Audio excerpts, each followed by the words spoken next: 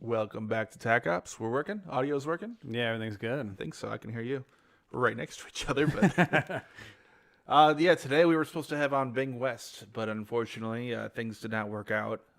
Hopefully we can get them rescheduled though. Yeah, definitely. Hopefully soon. Yep. So today I thought we'd just do a news event. Yeah, One, like just a general topic one. yeah, just like a news update on everything that's going on. There's been a lot of really cool stuff going on. So some of the ideas we were kind of throwing around was talking about open skies because all that kind of happened today. NROL 101, which is a satellite that's up there doing some kind of crazy stuff. Figured we'd throw some stuff around about kilo power and they're bringing a few more submarines back with fish names. And then we still talk about Afghanistan. That was kind of the whole plan of the show was like Afghanistan, the ground war, and everything that's going on over there because that's kind of what Bing West. He's been real vocal on that. So yeah, that's kind of been his focus. So we already had some ideas to talk about anyway. So we're just gonna kind of throw that stuff around. But we wanted to knock out Commando Store real quick. oh yeah, go ahead. Tell them about Commando Store. Make sure you guys go check it out. They sell a lot of kind of oddball. It's like an oddball. Navy Army resale shop. They sell all kinds of really cool stuff, and so make sure you check them out. Greg's got the page pulled up right now. It's Commando Store with a K. Use the code word Tac Ops for 5% off. And yeah, check them out. They got a bunch of weird stickers. They and always stuff. have weird stuff. Yeah. A bunch of weird stuff on here, so it's fun just to go through their website. Yeah, blood clot kits and crazy Uzi 80s rises. shirts and stuff. But yeah. Anyway, go check them out. Yeah. So you wanted to go after Kilo Power first? We were kind Yeah. of chatting about that before we started while we were waiting for Mr. West. Yeah, I think, Kilo Power is one of those things that could be a huge game changer, right? Imagine taking an 18-wheeler and now you can power a small pop-up, forward operating base, right? And you could supply a pretty good amount of power. I mean, the Kilo Power is 1 kilowatt. I'm not talking about this one like specifically. This is a very small one that they use for satellites. Yeah. But you could throw one together for 10 kilowatts. You can maybe I don't know if you can just stack these together on a truck and make it multiple kilowatts. I'm not sure if they're modular or anything, but yeah, they do produce power, and they produce enough to power a lot of good stuff. In Afghanistan, I think a lot of it's dealt with air conditioning and stuff. That's where a lot of your power goes, and charging military equipment and stuff. And that's the thing too, right? Trying to have small portable nuclear reactors, pretty much. Right. Small that you can take around, carry, and they're safe too, right? That's obviously the big issue with nuclear power. Right. Yeah, because the people are afraid of nuclear power basically because we use a lot of very old technology, right? We use a lot of old pressurized water reactor technology. And while it works, it's reliable. We've used it, on submarines for, it's pushing 100 years, it seems. We've been using it for a long time, 70 years. And it's reliable. It works. The Navy hasn't had any accidents with them, beyond, just losing submarines and stuff. The reactors never had any specific accidents. They're reliable. And they work at a very high efficiency, right? They're always running. You don't have to shut them off. You could just run them constantly, right? But if you have, for instance, natural gas is down half the time, right? Gasoline-powered plants, they're down a lot, right? Yeah. Not only that, but you need a big supply of it, and you need to constantly be restocking. Right. Yeah. I mean, look at this thing. This thing's itty bitty, and that fuel will last. This is a satellite, obviously, but it'll last for. I mean, those satellites that go 40, 50 years, as far as I know. I mean, they go for forever. I mean, Voyager was taking pictures all the way out to Pluto on an old reactor that was built in the 70s, Now think about all the new technology. Oh, yeah. But on top of that, we were playing around with, okay, so that's just a kilowatt, right? You can't really do a whole lot with that. You can power a satellite, something very, not dynamic. It's not trying to do a bunch of stuff. You don't want to power a submarine off something like that, right?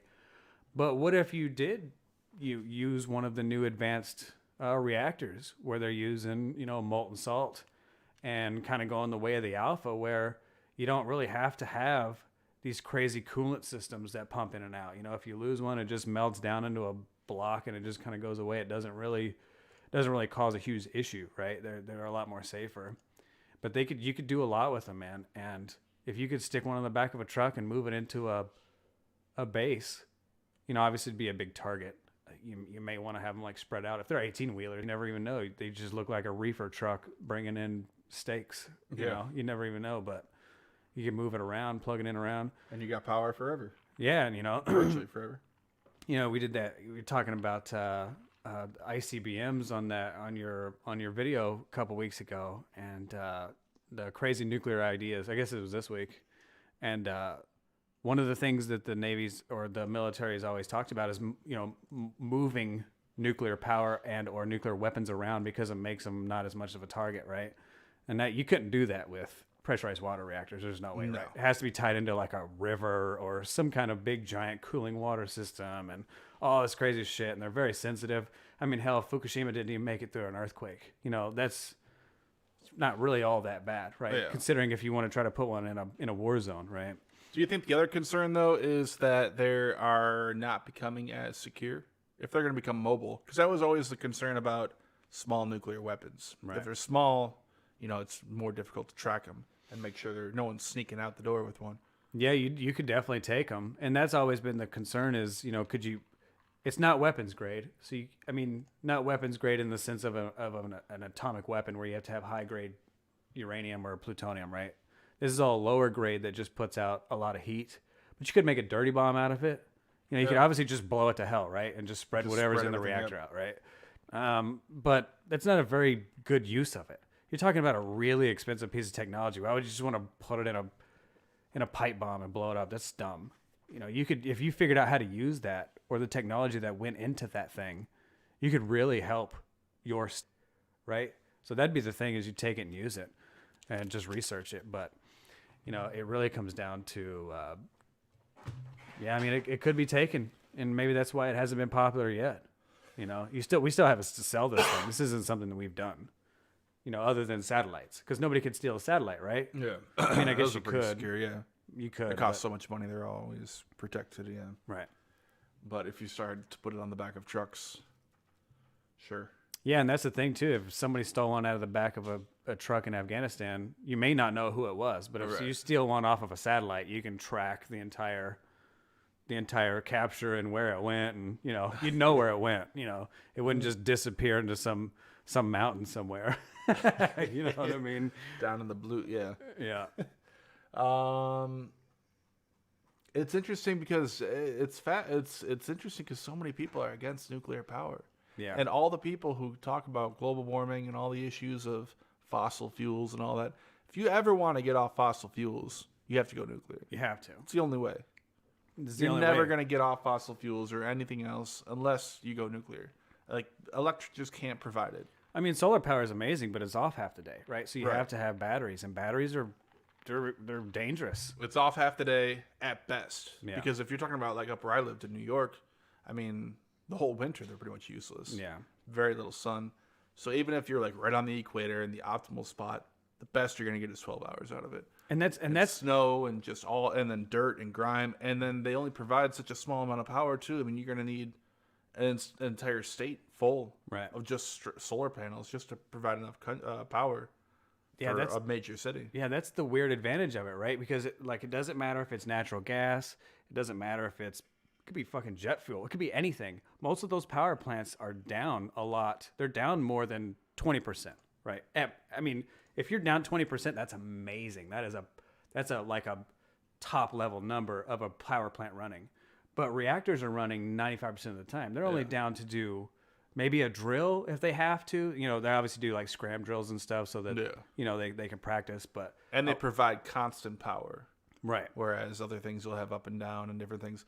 And like you were talking about solar, most people use power at night, right? Whether it's for heating or whether you get off work at 5 o'clock, everyone's home at 5, 6 o'clock. It's starting to get dark out, like now, right?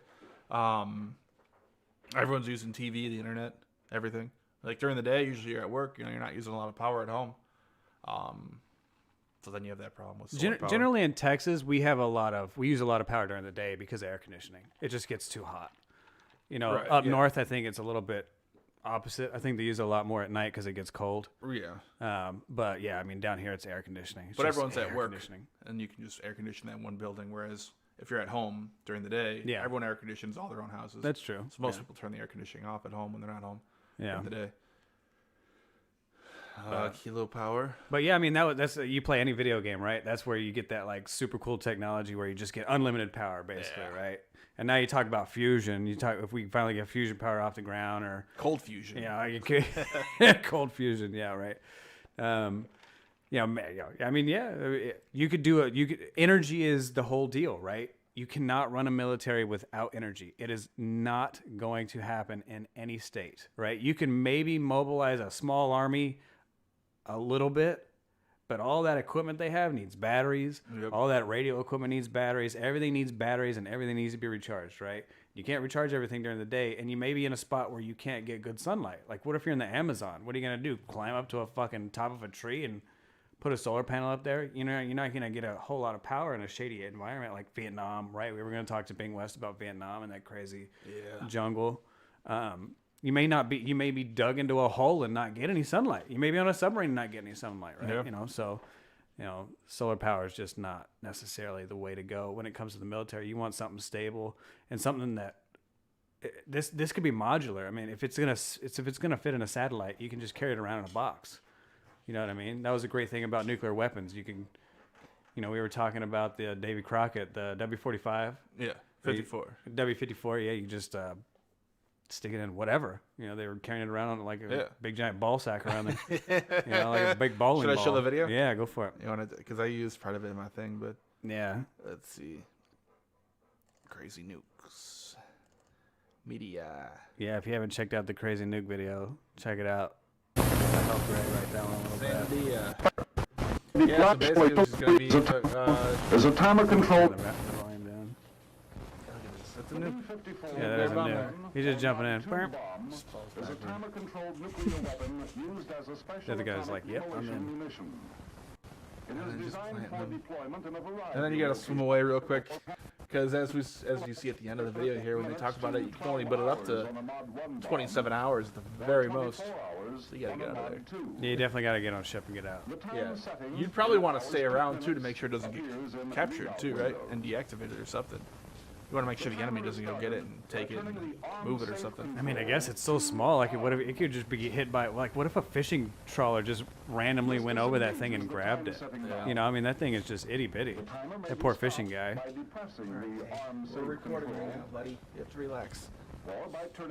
Yeah, so that's interesting. What other weapons? Oh, a lot of people in chat here were talking about the SM-3. SM-3 Block 2. Yeah, So Block 2 is a cool one. So the USS John Finn launched the Block 2 at an ICBM that was launched from the Kwajalein atoll and hit it. First time from a ship, supposedly. Yeah. I don't have any video of the newer one. So this is an interesting graphic if people don't know. You can look at. So the SM-3, the Block 1s, they looked like an SM-2. Real thin. They had the fins on it. Standard. Block 1B, and then the Block 2 they got real fat, and then real fat in the Block 2B. Much thicker. They can fit a lot more fuel on there. That thing can go much further. Right. It has an ability to shoot things down from far away, compared to the old ones. Right. So let me see what I got in terms of video, because I know I have some older stuff, but I couldn't find any video of them. Yeah, 2003. Or So this is 2013. probably, Yeah. 13. So, target missile that they launch. Wait, hold on. What did it say? Okay. Target missile launches. Poor tank then is here's parched the over here. You get the FLIR. So this is probably a Block 1 back in 2013, right?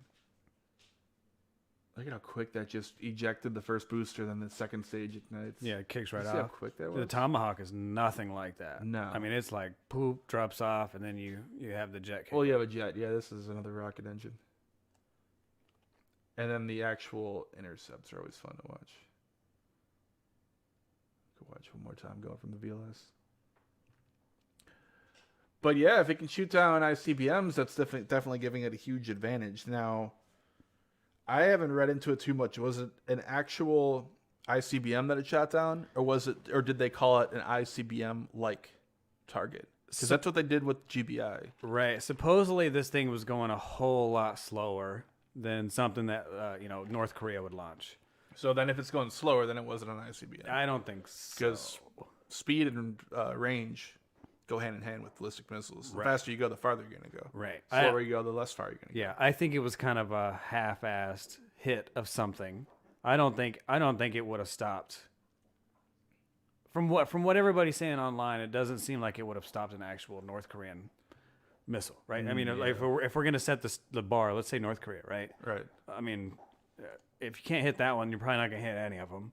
So I don't have much confidence in it. Now it is a step up because this thing was going real fast, Yeah. but not the same thing. It's getting there. And again, with all these tests, too, it's so hard to judge them because everything is planned. It's all planned out. Right. Everyone knows it's happening. You know it's going to happen exactly this time. Everyone's watching. Everyone's ready to go. Right. Where in real life, it's just going to happen out of nowhere. You're not Right. going to know the exact second that it's going to launch. Right. And I know in some of these tests, too, at least with GBI, they actually canceled the test because of bad weather.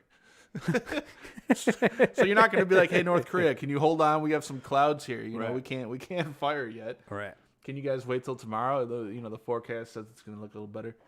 But I think I have a video of that one too. But so it's getting there. It's gonna, it's I mean, we're stepping up.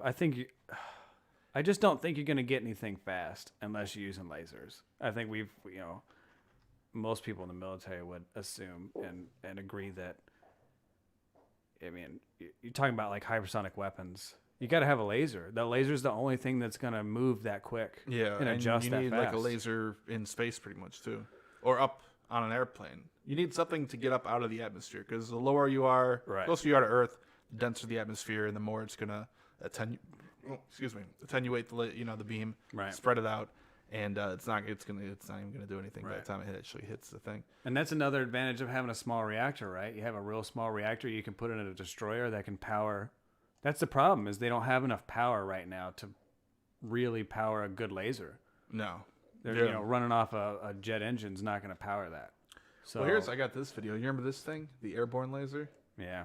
They put it on the front of a big 747, right on the nose of it there. And I forget why, but they ended up canceling it. Jeez. Tank, didn't I take your bone away? Tank's over here grinding his teeth away. Anyway, yeah, they ended up canceling that. Can you imagine like a fleet of like 500 of these? I think I did it for In Command, Modern Air Naval Operations for fun, because I have this in there. Right. So I had a fleet of like 500 of the airborne lasers on airplanes just patrolling the coast. And I was able to shoot down every Russian ICBM that came. Oh, no kidding. With it. Yeah, there you go. Except the only difference is I think this is supposed to take them out while they're launching, not while they're coming back down. I would imagine trying to get a lot of power on an airplane would be just stupid hard to do. This was wouldn't be worth it. a chemical laser. So you don't need as much power, but then you need chemicals. When you're Right. going to run out of chemicals. But and there's other issues with chemical lasers as well. But I was trying to find my video. See, I always name them for a particular thing, and then I could never find them later. But I have FTG, FTG 15. So this is the last time when they shot down an ICBM-like target. They actually talk about it, how they did it. Yeah, it's the same setup. They have the X-band radar sitting out there. They shoot it. Well, went from from sea-based one? Kwajalein, same Yeah. setup. Where was the actual destroyer that shot it, or was it a cruiser? It was in between Hawaii and Vandenberg. Oh, okay. So this one went a little further because they actually shot it down from Vandenberg, or they launched the Interceptor. But I don't know how accurate this animation is, but if you were to continue on this flight path, it wouldn't have even made it to Vandenberg. Again, I don't know how accurate. Well, it that's a is, test shot, so I mean, Right. that's what it is. But you don't want to actually shoot California. I mean, maybe you do. Just depends. Depends on Yeah. who you're talking to, but Yeah, if you don't want Trump to concede. yeah, Maybe. yeah, yeah. Too political.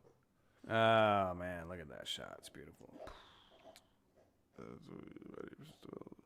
That's If one of the things. Like, non-laser- if we could ever get big, I don't want I don't want to go ride a submarine. I want to go out to Kwajalein. That's what I want. I want to go Kwajalein out. would be fun. I want to There's go a lot out of there. cool stuff. Do I still have Google? I want to go out there when they shoot at us. And Yeah. just sit Or under watch the warheads come in. the, and sit impact. under the MIRVs and watch them come in like crazy reverse fireworks. That'd be fun. So Cannon Fodder here said, if non-laser anti-ballistic missile defenses are such a dubious utility, why do we persist in developing it?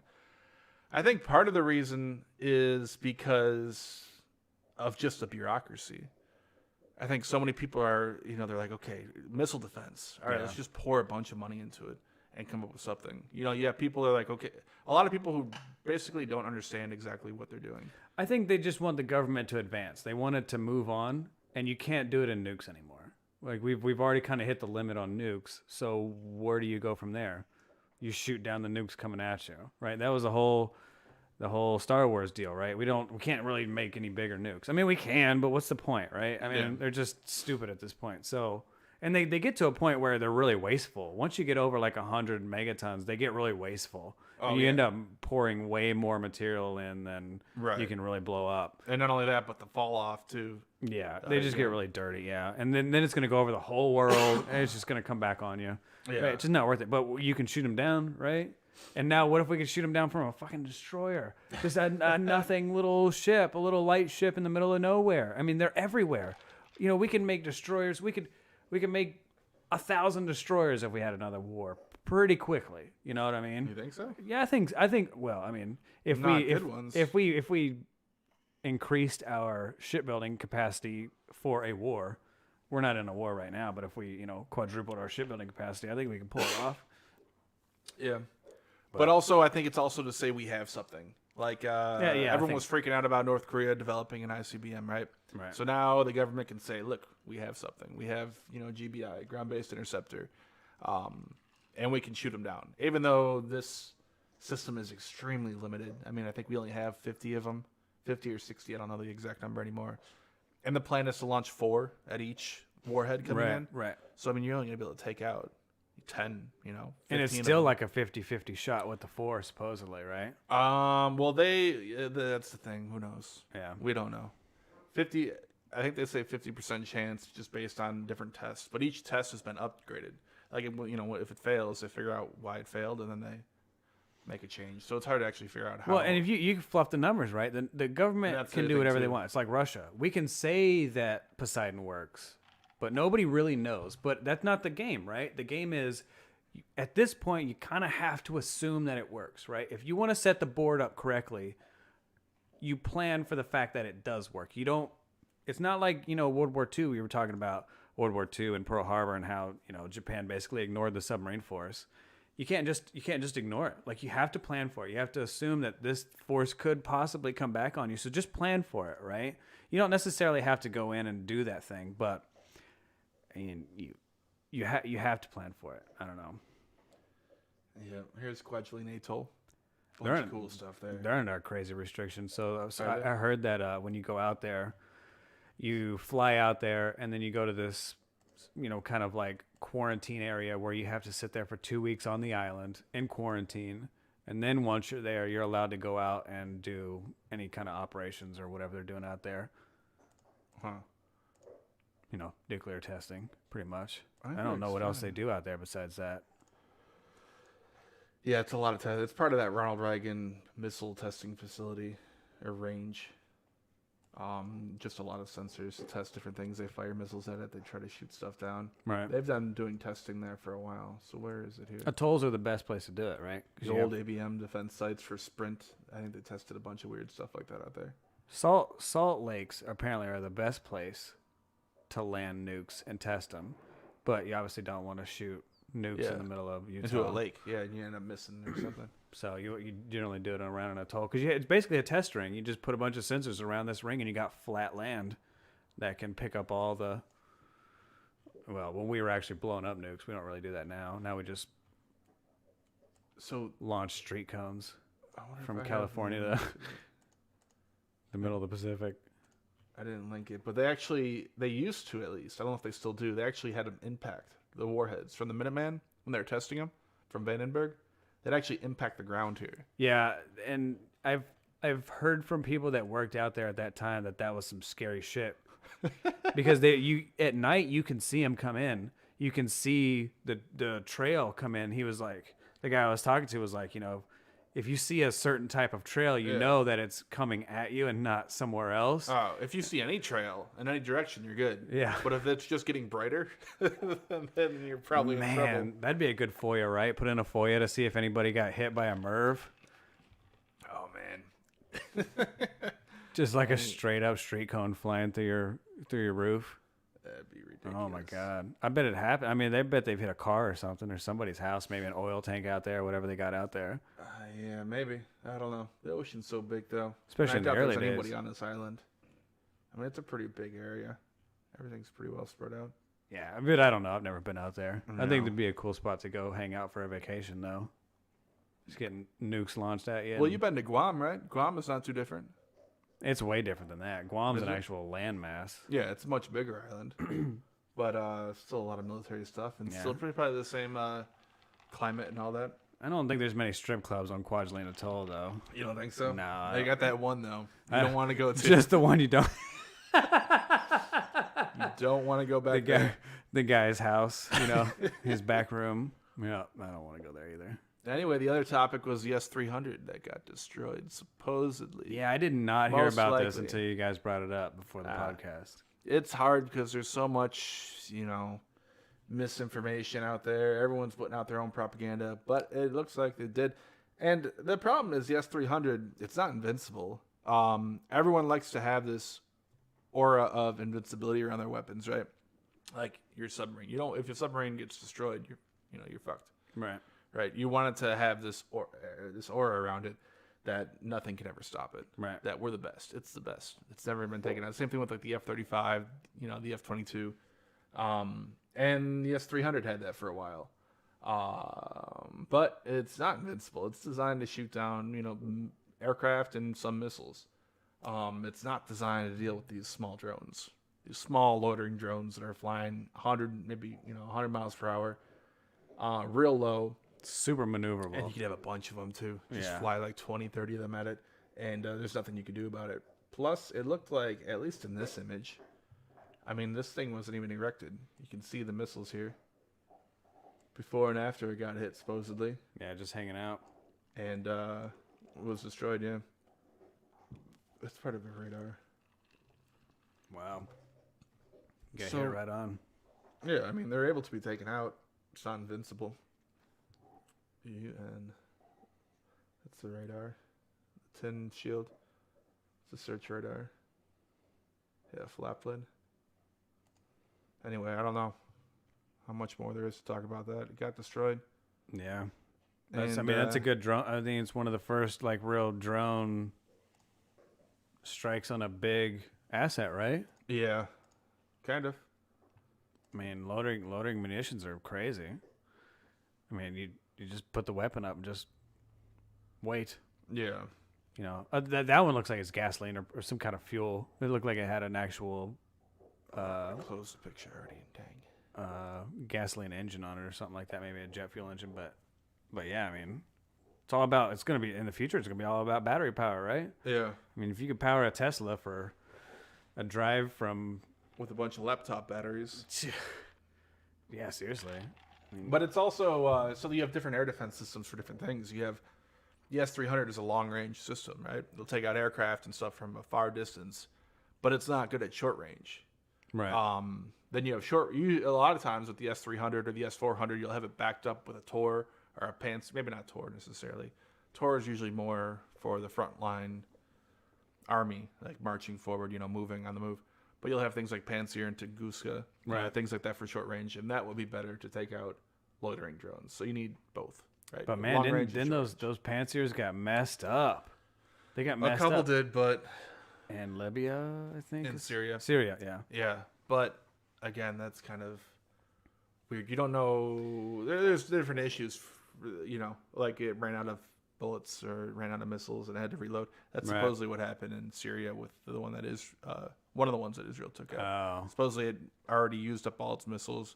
It was going to reload and it got hit. Oh. At that point, it's just a sitting duck. Yeah, right? just empty. Right. So that becomes a little bit more then you can argue. Right. Tor, though, has been supposedly pretty effective, especially at countering the drones. Yeah, absolutely. It supposedly did real good at countering drones at, I never know how to pronounce it, Kamin Air Base in Syria, the Russia's air base at Al-Assad, not the one in Iraq. This is always fun to look at, though. Let's see if I can find it real quick. Kamin Air Base. So if you ever look at this one, they got a whole bunch of stuff here. I don't have Tor marked. So this is Russia's air base in Syria, their main base there. You can see all the aircraft. Actually, this is an old picture, isn't it? 2018. Yeah. Yeah, they started building a bunch of kind of weather hangars here. We can see all the different aircraft they got. Wow. Yeah. Anyway, they got it surrounded by air defense. So up here, I don't even want to say it because I know I'm going to be wrong. That looks like a Panzer, I'm guessing. That could be a Tor. So that's short range stuff. And then you move down to here, they have an S-400. You can actually see the shadow. And you can see the missile tubes if you zoom in. Oh, close yeah, enough they got here. them up. 4 of them. Yeah. So they got 4. So they got 16 missiles there. There is, not the flap lid. What's the name of the upgrade from the flap lid? Anyway, the engagement radar. Where would the search radar be? Oh, well, that's not important. And then There's I the think they have radar a few right more there. down here. You just missed it. This one? No, go back. Go back up. Right there. This Right one? there. Oh, yeah. But I don't think that's just a. I think that's just a navigation. Is that just the radar. airport radar? Yeah. Oh. And I know they've had some other stuff in here too. Where was it down here? Anyway, they have this whole thing lined with air defenses. Oh, no kidding. Because I mean, it's in Syria. It's right on the front line, God, more or just less. sitting there right off the coast too. Just an easy shot. But I mean, any one of these, you're talking about terrorist, non-state actor groups. They Yeah, got yeah, an yeah. uncle who owns, this house right here, say, Right. and they sneak in there. They bring a bunch of drones, fly them in real low over it. So yeah, they're right in the thick of it. I mean, similar things going on right now with a lot of the U.S. bases in Afghanistan to an extent too, right? Right. They have to deal with mortar attacks and all that kind of stuff. Yeah, if you could put an explosive or any kind of weird weapon on it, like in Israel, they're dealing with balloons. Yeah, Yeah. that's a weird one, right? Just balloons just dropping on the ground and catching fire. Yeah, just going anywhere. Most of them probably going out to sea and never hit anything, but It's like a weird old World War II tactic the Japanese came up with, but they were launching balloons from Japan oh yeah, and floating it all the way across the ocean, not necessarily just across the strip. so ridiculous, so You know. low tech. But I mean, I don't think it worked at all. I don't did think it works very well, but I mean, you catch some dude's backyard on fire, you did something. Yeah, I mean, what's a $10 balloon with gasoline in it or whatever? I think it did. I would have to look it up. But I think it either it didn't explode or it didn't explode on purpose, and then some kid or some woman found it, picked it up, and it exploded. Right. And Oh, killed them. wow. And I think it was years later after the war ended. But Well, that's like stepping on a mine. I mean, it's kind of the deal. right? yeah, They're everywhere. yep, they can have an effect long after. Anyway, talk about Afghanistan. You want to talk about that a little bit? And I have some videos playing. Yeah, one of the main questions we were going to ask Bing is like, why the fuck we're still over there? What is going on? We've been over there for a real long time. Almost 20 years now. Next year will be 20 years. And it's just become kind of this background thing, right? Nobody even really talks about it anymore. It's not like it used to be a huge deal, right? Like we're going to get in, get out. 2008, like, why are we still here? We got to get out. And I mean, we've pulled out. And Yeah, we just keep Obama putting said we were going to pull out. We never did. Well, and every Yeah, time- then he ended up doing the surge. Well, every time they pull out, they make this big announcement, like, "Oh, I Yeah. pulled out 5,000 Well, we never people." pulled out completely. No, but they pull out like We large drew down, groups, yeah. right? And then Trump said we were going to pull out. He never did. Right. And I don't think anyone wants to be responsible, especially after Obama pulled out of Iraq. And then we Yeah. know what happened with Iraq after, Right. ISIS Right. came about. Yeah, I feel like when the government looks at it from a big picture, it seems like it's just better to leave him there. It's just better to leave him there. Let's just pump a little money into the army. Let's keep them moving. Let's keep them active. Give them something to do. Right. I mean, what is them like training. we were talking about before? What does the Army and Marines do if there's no ground war? They don't do shit. No. They don't really do anything. Like they practice. They just go out to Camp Lejeune or whatever and run around the woods. But Yeah. what's better than actually putting them out in the shit where they're not really. There's no big giant war out there anymore. There's no big crazy gunfights. But they're Right. at least in the shit. But they're They not have really. to stay on their guard. They know if something could happen any second. Right, yeah. And we're not really dumping a whole lot of money into it over there, right? Because, I mean, we have to maintain a base. I mean, we got to fly blimps, right? Or whatever's, Zeppelins. or whatever's in this video. We were The joking. Hindenburg. The Hindenburg came back. Yeah. Yeah, Last seen over New Jersey. but I mean, we're not like launching large amounts of missiles and a crazy amount of tech, and we're not as big as over there. We're not running tanks through there and all this crazy shit like we were. So it's really just, you know, what do you do if you just shut the whole system down, right? Electric Boat is a good example, right? Electric Boat, the only company we really have that makes submarines, right? So if you stop making submarines for 10 years because you don't need them or whatever the government says, we just stop making them. Well, what does the company do for 10 years? They just furlough their entire skilled force for 10 years. Now they can't lose. do that now, and then even when you want to start up again 10 years later, That's where you're fucked. everyone's gone. That's where you're fucked, right? Because now you don't have these welders that were here for 30 years, right? They've had these welders. They've had these people that have consistently been on the payroll their entire life. You know what I mean? Those are the guys that you really rely on. Those are the guys that train the new guys that kind of roll in and out. If you just cut everybody off and you expect to refire up a submarine building facility, especially a nuclear powered submarine building facility, just overnight, it's never going to happen. And you're going to have huge problems trying to retrain these people on equipment that's only built for this thing. Like, you're not going to do this job anywhere else, except for maybe if you've been working for like DCNS or another submarine facility, which, you know, good luck getting hired if you've been working over there to come work for us, you know? So, I mean, the odds that you pull that off and you pull it off well in a wartime is just, it's not a very good thing to have. Now, if we end up going to war, we want to take that small group of people that we have that we've just been kind of feeding, and then we expand it over this new infrastructure that we have to build for a war, right? We use those as like a core group of people to train everybody else, right? Because if we go into war, we're not going to just keep building 2 submarines a year. We may have to build 10, or however the crazy war is, right? So if you don't have that core group of people, you could really fail when it comes to wartime. We've always been really good at, and that's one of the arguments for how we won World War II, right? We have a very good industrial infrastructure, right? We can retool and fucking build anything we want, right? We had everybody in World War II. Ford's building shit. General Motors, every single system, every company is building military stuff. It takes a minute to get the U.S. to turn around and change course, but once it finally does, and I don't want to sound too pro-American or anything, but then it will really kick ass, right? It it's will. Kind of like with I don't know, this might get a little too political, but with the coronavirus to an extent. The U.S. is really slow to react, doesn't do very good at first, but I mean, you know the vaccine's going to come out of the U.S. first. Yeah. Right? It's not going to come from anywhere else. It's going to come from the U.S. Yeah, Pfizer and AstraZeneca. Yeah. And I think there's like still 3 more in the U.S. like still in development. Right. But yeah, so it's something that takes a while. But I don't know. It's a tough one because who wants to be the one to pull out? And then even if you do pull out, you know, should you stay? Right now, we're just acting like a big police force there, pretty much. That's it. Yeah. For a bunch of people who hate us. Pretty much. So you have that, but then at the same time, I guess the argument on the other side of that is, you know, let's fight the Taliban in Afghanistan over there, so we don't have to fight them back here.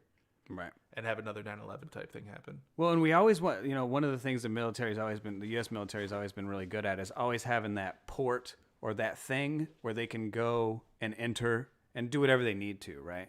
So you got, you know, you got a base out in the middle of the Pacific, you got a base in the middle of Afghanistan, we got shit in Europe, we got ports everywhere. We got ports for ports, and we got bases everywhere. And so if we want to, for whatever reason, you know, like Starship Troopers, right? You know, force is violence, right? If you have to assert your force, you have to be able to get in there and do that. And if you don't have a way to infiltrate that area, then you have to make a way in. But why do that when you already have a little spot? And Afghanistan's always been a hot spot, right? Afghanistan, Iraq, Iran. This is a perfect little spot for us to pop off if we really need to. I mean, it's not a very ideal spot, obviously. But where else are you going to do it? In the middle of the Mediterranean? No. Now you just got a bunch of ships sitting out there. Those are easy targets, right? Yeah. You need a good land base. We're not going to get it in Egypt. We're not going to get anywhere near any of that shit. Afghanistan's probably our best our best spot to get in because everybody else has developed enough to keep us out, Pretty or at much, least yeah. argue for us to stay away. Especially the Navy too. You know, everyone has anti-ship missiles now. Yeah. Like you're talking about, you know, the U.S. used to be able to operate. I'm already thinking of how I'm wrong with what I was about to say. But to an extent, a carrier and a strike group was safe going into the Persian Gulf here back in the 70s and the 80s. And then I was thinking about how Iran mined, you know, and they did hit a couple. But, I mean, now, you know, if they really wanted to, they can sink probably almost an entire carrier strike group, launching a bunch of anti-ship missiles real quick. It's not secure. Then you talk about China, too. Again, back then, you used to be able to operate stuff right off the coast of China. Now, if there's any conflict, I mean, they have a huge area of denial that they can have with those ballistic missiles that can hit ships. I mean, you may get a few in between Taiwan for some freedom of navigation shit, but you're never going to get a battle group. I don't Right. think they're ever Well, going to sail a peacetime, battle sure. group through Taiwan and China. Yeah, it might be too We- much. Yeah, we sail a few ships randomly through there, just like we do the Black Sea, just like we do everything else, right? We always have one or two, but we never Just throw a little whole bit to battle say group. we did, but without pissing anyone off too much. Yeah, that would really piss off China, right? Float a carrier group Just park it right off the coast. right off Taiwan. Like, you ain't touching Taiwan? That'd be a bad day. Yeah.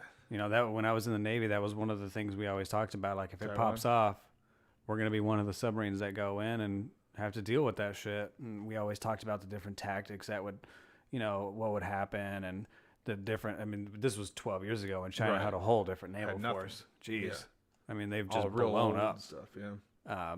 No, It's a going to be whole such a different difficult game. area to patrol in too. Like, you know, you played Cold Waters when you play everything's so shallow. It's there. so shallow, you can't run. I mean, look at this. Yeah, they have. If you look down on the bottom here, when you mouse over it, it's only 150 feet deep. It's Yeah. not very deep. 200 feet deep, maybe at the most. Yeah, it's not a Between fun. there. It's not a fun spot to be in on a submarine because 150 feet, that's nothing. No, I mean, the draft of a submarine's with the sails. this whole area. I mean, the 40 whole feet? East China Sea. Yeah, everything. Yeah. Unless you actually move out a little bit and you get down to 12,000, but That's what you You got to do. can't You got to hide. hide. You got to hide outside the backside of Taiwan and just sneak in and grab them. That's what you Yeah. do in cold waters, oh yeah, or you wait for them to come out. yeah. But then you're not able to be there to quickly respond if something does happen. Yeah, especially with Taiwan, because they always say it's going to be a amphibious war, right? Yeah. So you'd have to deal with them coming across here, where it's really shallow. Yeah. You're not going to be able to get submarines in there necessarily. No, but they could leave their submarines there. That was always kind of the idea, was that they're going to bring diesel submarines in, just lay them on the bottom, Yeah, to patrol here, then and just have the- wait for anybody to come in and just pick them off. Yeah. Yeah. They'll just lay a picket line on both sides. Right. Patrol here, pretty much here. And then they'll put the Let nukes. everything just ferry across their whole maritime Yep. navy, just ferrying millions of troops across into Taiwan. Real Yeah, and quick. then they'll have the big giant fishing militia out there, fucking just as a picket line, just picking up anything that comes in and out. They're just hiding missiles on their fucking wooden fishing boats, you know. Dude's just gonna pull an crazy, RPG out of his chair, pretty much. you know. Oh, you could put sea mines in there. What about mining the heck out of it? Yeah, I You mean, think Taiwan the has problem done is that? Do you you hit think your they own have mines. mines? You hit your own mines. They're Yeah. not smart. Well, you map it out to an extent, though, right? You do, but China even might get that still, information. Yeah. I mean, their numbers are their power. That's gonna be their power. Yeah. Because they're still really So untrained. even if you hit 100 mines, I mean, you got 1,000 ships coming across. Yeah. You know, that was always the conspiracy with the coronavirus. Oh, they're just expendable, right? Fucking who cares? We can always survive, but, you know, America's going to, you know, love everybody that, you know, whatever, stupid shit. But, you know, but I mean, I hate to say it, but when you have a giant country like that with a bunch of people that come out of the woodwork in history, they generally treat them like they're expendable. You know what I Yeah. mean? They're just farmers that don't have no skills, and they just applied for some shit, you know? Pretty much. What else we got to talk about then? Want Want to talk about NROL? Yeah, let's do it. Yeah. This is an exciting So one. you might know more about this than I do. No, not really. I'm not much of a satellite person. It's just some. Oh, well, you just told me about it. Who's this guy here? Yeah. Tilley. Well, like I said, I don't know really Scott Tilley either, Oh. but just a, It was a complete fail of a I don't know anything about it. Okay, I don't so know this is- I any don't of these know. people or anything. We're just gonna let you know, but it's just, I mean, that's just a reality of what we do anyways. We're not in it. But anyways, so Scott Tilley, there's some other guys. So he pretty much just tracks this stuff, right? They track satellites. Tracks satellites. And one of the ones that have popped up recently, I think it was early last week, the Reconnaissance Office launched a satellite called NROL 101. Right, which is just, so I have it pulled up here, the Wikipedia article at least. Their NRO launches for the National Reconnaissance Office, and they have them all numbered, so we can probably just scroll down to 101. Right. 101, here it is. So normally they at least, not always, but they'll tell the orbit, the type of orbit it's in, low Earth orbit, the program that it's under, and then the type of satellite. So it's a reconnaissance satellite, or it's a electro-optical surveillance, etc. But there's nothing for 101 here. Yeah, It's just all blank, so we really don't know. It's got the patch, but nothing else. Yeah, completely blank. We don't really know what it's doing. And so when it went up, it was flagged because it's in some weird orbit. It's some kind of medium 11,000 kilometer circular orbit, pretty much. Yeah, some kind of medium Earth orbit that they've never done before. And so everybody's been talking about it. But it's like I said, it's only been up for like a week. So it just got into the spot where it's supposed to be. So everybody's just flagging it just in the past couple of days. And hasn't put off any radio transmissions or anything like that yet. So nobody knows what it's doing up there. It's just in a really, really weird spot. So everybody's thinking it may be some kind of new type of, I guess maybe medium orbit's weird, right? Medium is, yeah, because a lot of time, just scrolling through here, what I was doing, a lot of them are either in a geostationary orbit or low Earth orbit. Right. That's where the majority of them are. If usually low Earth orbit, so you can get down close to the Earth, you can communicate quicker, or you can see get higher resolution images Right. because you're much closer to what you're taking a picture of. And then higher up you are usually is more for communications. Like medium Earth orbit is often used for things like GPS. Right. GPS uses, but even that's a lot higher than what they're talking about. Well, geostationary, that's the only spot where you can keep the satellite over the same footprint. Right. Right. It basically spins at the same speed as the Earth and doesn't fall. Right. Right. Yeah. Matches the rotation of it. And so so pull up that map. 1 second, I'm reading a comment. Keyhole 11 is already up to Block 5. What do you think about the next gen keyhole satellite system? Didn't they already have the future? What do they call it? Future architecture. Oh man, sorry. What do you want me to pull up? This one? No, the 3D map. Oh, I don't think I have it pulled up anymore. Oops. Stuff in space. Let's see. Yeah, they don't have it on here yet, though. Yeah, so that's the problem. Is a lot of these, it's so new. We can't, with the open source stuff that we have, we're going off basically satellite spotters who are using telescopes to spot this thing. Yeah, I think it'll eventually all get mapped into here, but it's USA 310. How funny would that be if they updated it while we were talking about I know, right? Yeah, nothing there. They have 309. But and also you see this is in a pretty elliptical orbit, right? Gets down real close to the Earth and then moves pretty far out. Right. But this one's in a pretty much perfectly circular orbit. I think it said on here, yeah, 11,051 by 11,063. That's pretty circular, almost perfectly circular. Makes but you wonder there's if it's not like a much. defensive measure, right? We're just going to get it in close where we need to take pictures and then take it way the fuck out so you can't do anything to it way out there. Yeah, well, I don't know. Yeah. I'm trying to think of what the name is to answer the question here. Reconnaissance satellite. It was a future. Maybe you can look it up for us. Future imagery. Imagery Yeah, architecture. there we Yeah, go. this was supposed to be the replacement for keyhole, right? These were the new keyhole. Radar I imaging. believe. Oh no, these are radar imaging. NRO. Topaz, maybe no, that was. Anyway, yeah, I think it got so expensive that they just basically cancel it all because it was just so much money. Yeah. $25 billion. Damn. But I think the future is going to be just going small, like with Planet, with the Dove satellites and the Using CubeSats. CubeSats. Yeah, Yeah. that's going to be the future for many reasons. One, You're not going to get quite the resolution out of them, but it's going to be good enough. It's going to be good enough to spot tanks and spot, troop movements and anything you need to see. And also you get imagery of everywhere, every day, even multiple times a day in some cases. Some stuff, you can't do that with keyhole satellites. The big, large spy sats that you normally think of. Because you only have a few of them up there. Right. But these, you can launch dozens of them in a single launch. Yeah, kind of like Starlink, right? Just throw a whole crap ton out. Oh, yeah, that was fun. If you guys are ever interested, definitely look up this site. Eric, you didn't know about this. I had no idea. Stuff in Space. I don't know if you're going to be able to see it unless I actually pull it down. Stuff in Space. And you can look up anything. So Starlink. And they'll show you the orbit of all the Starlink satellites. So they're getting there, right? There's a couple spots maybe to fill in, but it's pretty much covering the Earth, every area on Earth, except if you're real far north or if you're real far south. Having satellite internet's crazy. Yeah, it's always been that dream, right? Yeah. We've never been able to pull it off, realistically. We have a few companies here in the U.S. that do it, but it's not But worth it's it. slow, real slow. Yeah. Because that's the thing. So if you look, this is all real close to the Earth, right? It's like hugging the Earth. This is low Earth orbit.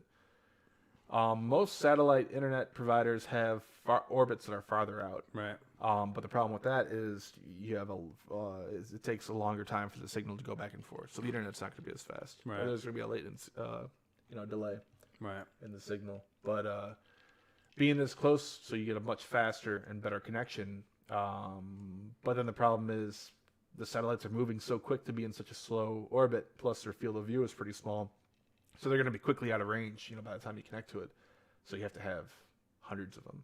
Right. And that's what you're starting to see here. They're going to need hundreds and hundreds of them to always be connecting back and forth. Yeah, I feel like the military had a big push on that because now they have an extra network to use satellite internet.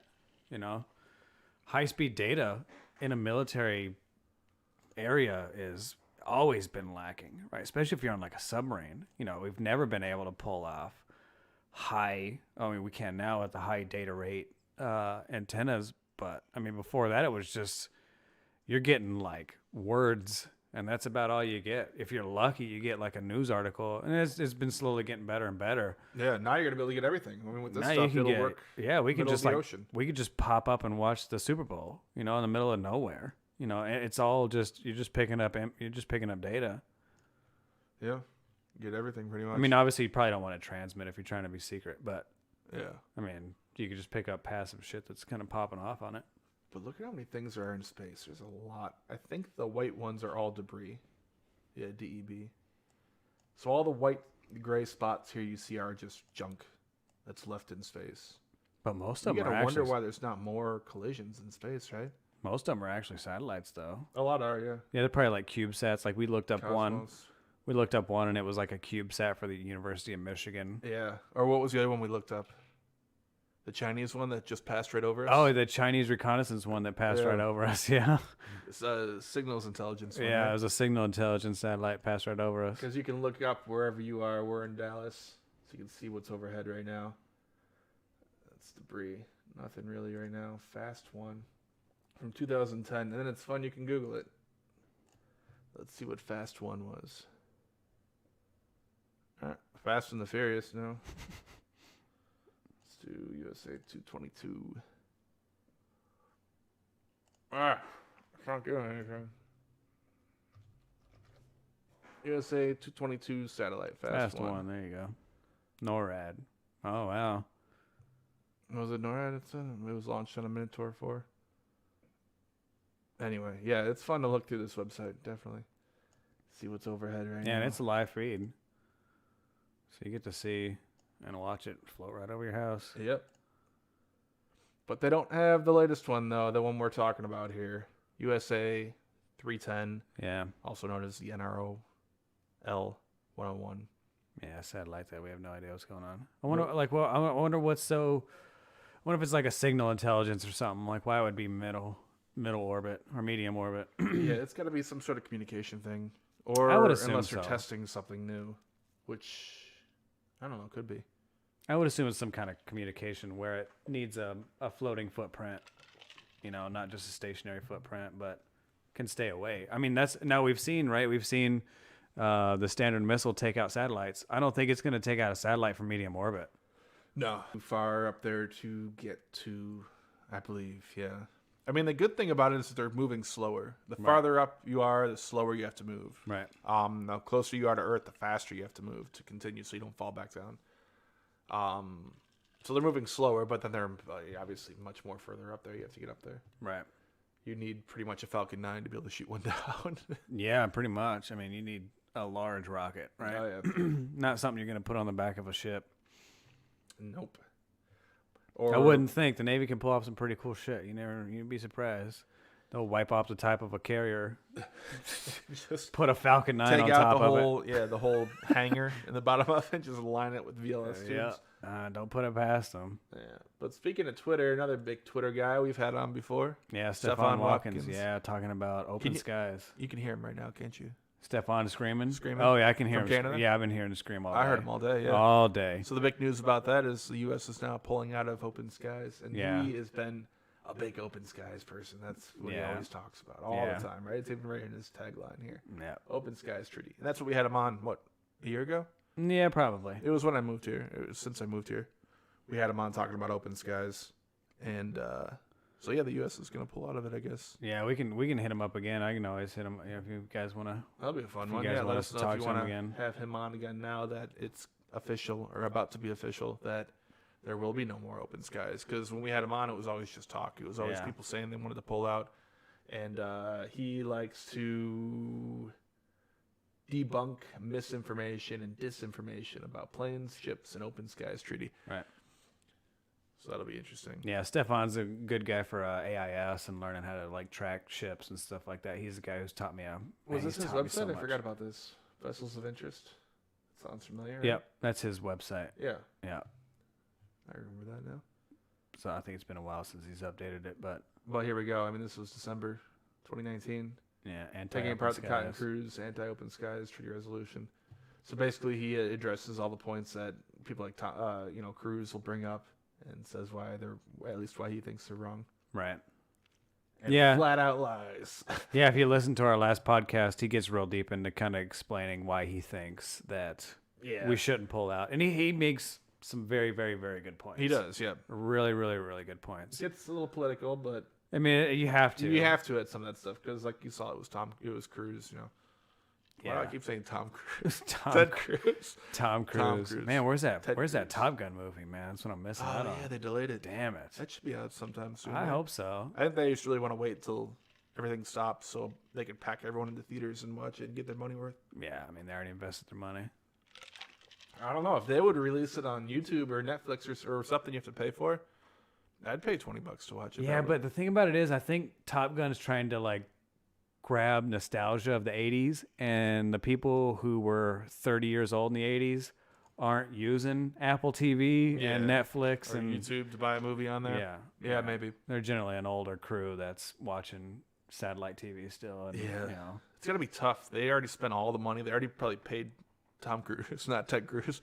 They probably already paid him. They had to pay for all the production. They had to pay for all the filming. They had to pay all the crews and all the people. And now the studio's kind of screwed out of this money until they can finally get it out. Yeah, They're just just sitting sitting on it. on hundreds of millions of dollars there, waiting to get reimbursed for all that money they spent. But it's like anything else you invested in right after the coronavirus. It was garbage. All the people. Like, I remember driving around here, all the hotels they're building, all the different stuff. Like, they're all screwed. I mean, No one's stocks staying in dropped, hotels. crypto was at a fucking bottom. I mean, now everything's just slowly creeping back up. I mean, it's just, and nothing stopped really. Everything just keeps slowly creeping up. So, why not wait? The money's going to come back to you eventually. Yeah. And then with the vaccine coming out, it just seems like probably a safe bet. Hopefully that'll change it, yeah. That's some good news, right? Hopefully it'll be out at some point in the near future. They were saying that they're going to, I mean, it makes sense. They're going to give it to frontline workers first. Right. And then people with, health problems, severe health problems, and people most at risk of dying from it, being hospitalized. And then people like you and me, we're not going to get it till next year. Right. We're not going to get it till a full year, not just next year, the whole year from now. I mean, one of the things I think about is I remember when I was in the Navy, I was getting ready to get out. I was almost on my way out, and the Hampton was getting ready to do another getting ready to do another deployment, and part of the requirements for the deployment was you had to get an anthrax vaccine. Oh yeah. And I was like, fuck yeah, I want an anthrax vaccine. Yeah. Like, why not? Who cares? Like, why wouldn't I want that? I Right. mean, it's just a vaccine. I get vaccines all the time. I get It cut doesn't by hurt a you. piece of fucking rusty nail. I get a vaccine, right? Just a shot. Who cares? And then I found out, like, I was talking to the doc on our boat, and he's like, "You don't want it. It's miserable. Like, it's a You get horrible." sick for a while. Well, no, I mean, it's like apparently the shot itself is like shooting fire in your veins. I mean, it's and you know, going into the Navy, the big one was always the penicillin shot. They shove that giant fucking needle in your ass, and it Yeah. hurts and it's sore for days. That wasn't really that big of a deal, and they were like, anthrax is worse, and you have to take 3 shots. It's not just one. You have to come back, and you have to come back, and if you miss it, you have to start all over again, and you have to do it again. And I was just like, I don't want that. I'm just gonna get out. Fuck this. I don't want your vaccine. But that's what I'm wondering about with this one is if it's gonna be just a small one-time shot. thing. Is it gonna be like the flu shot they just shove some shit in your nose? Hopefully, that'd be a nice one. I mean, I don't yeah. like needles. I don't either. I don't like getting shots. I can't give blood. I can't do any of that stuff. But I mean, yeah, I remember when the flu shot turned into them spraying shit in your nose. I mean, that's Yeah. amazing. I'd Oh, love that way more than Yep. you know getting a shot. Like, you what know, was like the the one- smallpox? Or the polio vaccination. God Almighty, the smallpox left that. Or yeah, smallpox. Was it polio? One of the two. I forget which one. But yeah, you see all the elderly, like people in their 50s, 60s, they all got it when they were a kid. We didn't Yeah, get big it. old giant I scar didn't get on it their at arm. least. Yeah, they got a Fuck big that. circular arm. They got Yeah. poked like needles, 20 times or Yeah, something. no. They had to keep going back, keep getting more of them. But No, I don't want that. nah, No. hopefully it'll be easy. I mean, I'll want it if I'm gonna get smallpox. But, Well, that's true. I'd rather get that than. but I don't want to smallpox get. or polio. Yeah, I don't want to get 20 shots or whatever crazy shit that was. Anyway, Yeah, but anything else you want to talk about? yeah, I mean, Oh. just open skies in general. I think that Sure. you know, I think we saw it coming, right? Yeah, it's they're pushing it. It's for a always been on the while. horizon. We've been pulling out of treaty after treaty after treaty. You know, we have a new administration probably Almost certainly. almost certainly coming in, and it's probably going to churn around, and we're going to start jumping back into Maybe treaties. Back into the Paris Accords and all that stuff. I and would assume, yeah, Who knows about weapons stuff, but ABM treaty probably not. right. Anybody who's walking out of ABM their or job, anybody who's walking out of their job is just dropping bombs, right? Fucking, let's Yeah. just get this shit done. Maybe. Fuck it, I'm out. Right? To an extent, though, at the same time, certain people, who knows with Trump, but you do start to worry about your legacy a little bit. Yeah. So you don't want to just screw everything up Right. because you want to be remembered as a guy who did something good. Yeah. But who knows? Yeah, I mean, yeah. I think most people who see the data and actually look at it know that most people aren't following the treaties anyways. We've seen multiple accounts where Like the INF treaty or something like that, Yeah. where Russia was. that's Almost, not yeah. a missile that goes anywhere because it didn't have all the fuel in it Yeah. or whatever, right? yeah. Whatever loophole bullshit. Or it went so far because we only put one warhead on it. If we put more than one warhead on it, then it wouldn't go as far. Then it would Right. fall into the range is banned by INF. Right. I mean, I think people have been playing the loophole enough where maybe Yeah. we should. And the problem is a lot of those old treaties too were only between the U.S. and the Soviet Union, Right. or Russia. So China didn't have to follow it. They don't have to China follow built shit. all the INF missiles, intermediate range missiles they wanted. Right. Didn't matter, and everyone else too. No one had to follow it except us. Right. And China's right now, I think, becoming the bigger threat than Russia is, Right. at least in the future. So that's always been the concern. And then the same thing with open skies too. I think the argument is, I remember asking him, and I don't remember all his answers. So we'll have to have him back on so he can explain himself instead of just me explaining his ideas Yeah, right. from my foggy memory. But when we were talking about, I think the question I asked is, why do we even need open skies anymore? You got satellites, you got all this stuff that can get as good a resolution as any of these airplanes can. Because Right. he was saying you can only have a certain camera on board. You can only have very specific sensors on. You can't just throw anything you want, any spy equipment or anything. Right. Everything's inspected, everything's tracked and watched and all that. And you can get better resolution from spy satellites. And I think one of his things that he mentioned was the good thing about open skies is it brought people together. So you'd have generals in the Russian Air Force or whoever would be in the military, generals meeting with American generals. And you get to know the other guy, you get to meet him. So Right. that way, if anything happened, you can call up and know, you know him on a first name basis. Right. And hopefully stave off a disaster, or I don't know, Right. if anything happened, but international incident. Well, and the other thing too was that there are a lot of countries that couldn't afford satellites. So anybody is allowed into open skies, right? So you can if you the are thing, a country, Portugal or whatever, and you want to fly an airplane over these things that Russia gets to look at, you get to look at the same shit, right? Yeah, and they have to provide you with an airplane too. Right. So even if you don't have one, I believe like the U.S. would have to provide an airplane to Portugal or whoever it is who wants to do it, Right. so they can fly over and get all this stuff. Yeah. Yeah, just and it helped. It helped give people like a calming sense, right? Because I mean, when you have a huge superpower, they can do a lot of shit and hide it. Oh right? yeah. Not as much anymore though. I mean, everything's out there. Right. If you got $5,000 a year you want to spend on planet, you can see everything, every spot of the Earth, pretty much every day. But I mean, yeah. Think about it. Back in like the Cold War, like you could have massive missile facilities no one knew about. Right. Like out in Siberia, no one ever knew. And you Who's still gonna fly over there? realistically could, like it just because you have an open skies treaty, like those planes are only allowed to fly over certain areas. They're not just allowed to free fly over everything, right? Yeah, there's some weird limits like fuel ranges. They can't.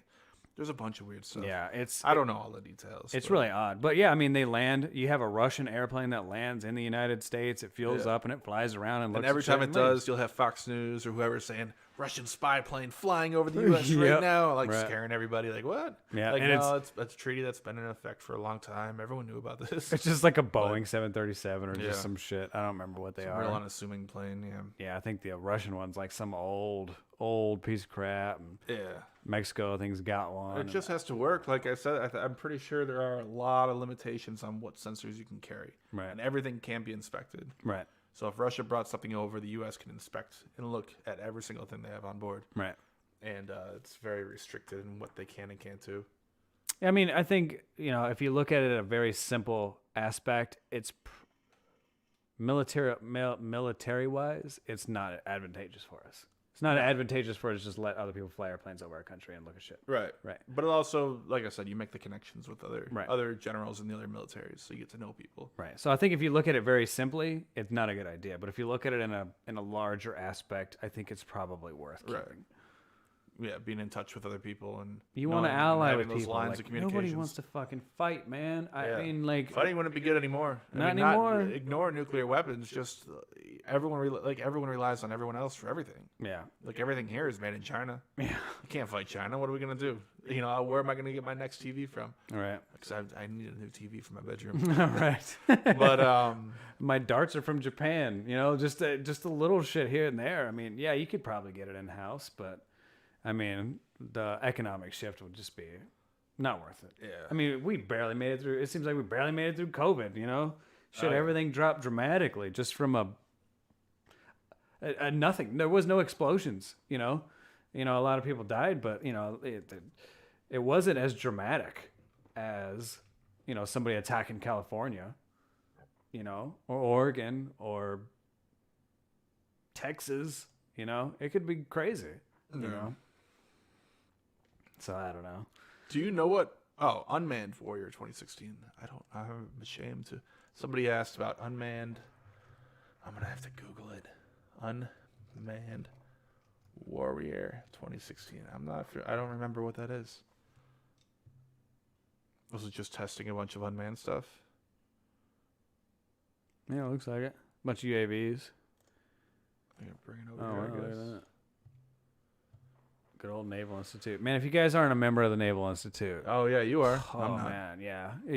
But you get good deals. totally You just got a worth it. book the other day, right? Yeah, I got week. what book did I buy? Oh man, I Something can't. on nuclear weapons. I forget. Oh, it's mobile. Why the U.S. basically didn't use mobile ICBM basing options. Oh yeah. What? Why didn't we? I haven't read the book yet. I just Oh, got it a there couple you days go. ago. You got to become a member. And then but I you got get- like half off the book. That's what I was gonna say. You get good deals on Yeah, stuff like that, right? I mean it's a $45 book on Amazon, and I got it for $22. I mean, and the year membership's only $50. It's totally worth it. Totally worth it.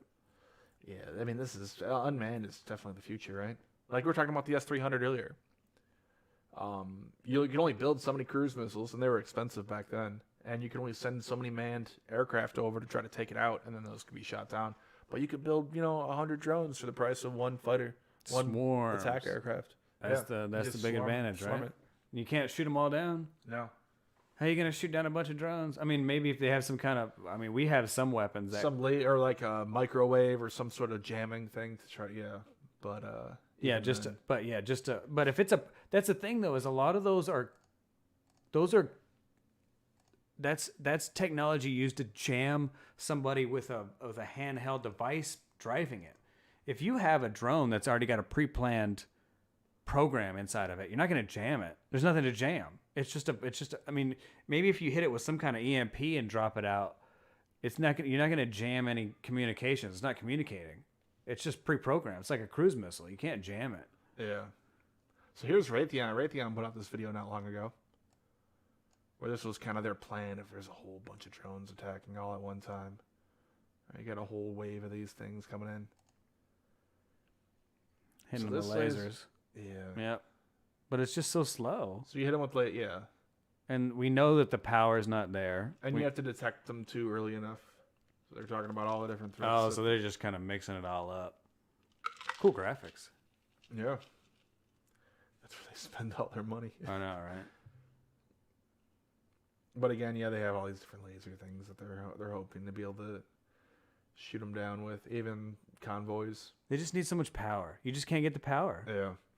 And they need to be quick, too. I mean, you can shoot one down, but then it needs to be able to shift over, recharge, and shoot another one. Not only that, but it has to have the computing power to pick all that up. It's got to have the optical sensors to see all that shit. That's got to be smart enough as a moving vehicle. I mean, it just seems so unrealistic. Did you see this here? Good thing this guy has horrible aim. Look at one over there, one over there.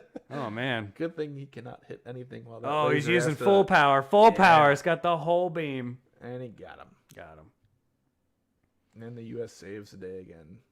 And this is my favorite one, too. Like, you got all these lasers from all over shooting that stuff. Well, you got hundreds of drones flying. Get them all. There's no way that's happening anytime soon. This is where Raytheon put all their money into doing the visual effects and everything for this. But man, who needs Hollywood anymore? now just try to hopefully, and then like the Get that return military fire. contract. Oh, look at that. Yeah. Raytheon. And then they'll saving end up America. spending $1 billion on development of it, right? Give them $1 billion contract, and it'll just get canceled 2 years from now. Yeah. Nothing ever was made. I mean, they generally do come up with some good shit, though. That money is... I don't know if that money is ever really wasted, because they're going to pick it up again eventually. Yeah. And yeah, maybe they developed a piece of technology that they can then use later on. Well, I mean, and China and Russia is going to steal it and use it, too. So it's never really wasted. Yeah, China. We helped out China. Yeah. So it wasn't wasted. Some guy just left it on his desktop and picked the whole file off. And, yeah. I mean, we helped somebody. Yeah. I mean, I think what they're going to need to do is put it in like a little small desktop version so they could shoot like bugs in your house. That's where it's going to be I needed. would pay for that. Man, Especially seriously. with always having the door open here for Tank to go in Yeah. and out. I get a lot of mosquitoes and stuff. Now it's getting colder, so not as much, but hell yeah. Just zapping them all. The block one only takes out large mammals like rats, and then the block 2 will take out cockroaches and small Block stuff. 2B will be able to shoot down ICBMs. No, the block 3 can take out mosquitoes. Oh, okay. Yeah, you gotta watch out for the mosquitoes. Yeah. When do I get my ICBM defense? You're gonna wake up in the morning with burn marks in your walls. Every little dust shadow the thing's gonna shoot at, catch a dartboard on fire. Yeah, I'm throwing darts. And throw a piece of popcorn into my mouth. Shoot your darts. I can't ever hit the board. Oh man, good times, man. I don't know. Anyway, anything else you want to talk about, or you want to wrap up now? No, I think that's it. Yeah. Yeah, That was- unfortunately, we didn't get Bang West on. I was really looking forward to that. I have a whole list of questions here to ask him, but And it will be a short one. We only plan to have him on for 30 minutes yeah, he's anyways. a busy man. Yeah, so, Assistant Assistant Secretary of Defense for International Security Affairs. Yeah. And then his son, Owen, was the Assistant Secretary of Defense for Special Operations and Low Intensity Conflict. Yeah. It's a long title. Low It's a mouthful. intensity. Yeah, and low intensity is where they're doing all the cool shit, Oh, right? yeah. Special Ops and Low Intensity and Conflict. He'd be fun to talk to. Maybe we Yeah. can get him on, too. Yeah, I'd like to get him on too. He just resigned, I think, a couple months ago. There Or we last go. year. So he can give us all the secrets. Oh, yeah. Yeah. That's what I'm in for. 1-year-old secrets. That's what I need. I'm going off of World War II secrets that are just Right. getting Yeah, you got all these released. books and Jesus. everything around here. Yeah. But Anyways. all right. Should we wrap it up? Yeah, I guess that's it. All right. Thanks for joining. And that's the end for this time. And hopefully we'll have another one on soon. Yeah, make sure you check out our Twitter pages and his YouTube channel. And Oh, yeah, that would be nice. make sure you watch this video 100 times again. At least 100 times each. Just leave it on replay. Yep. And I guess that's it. Yeah. Yeah.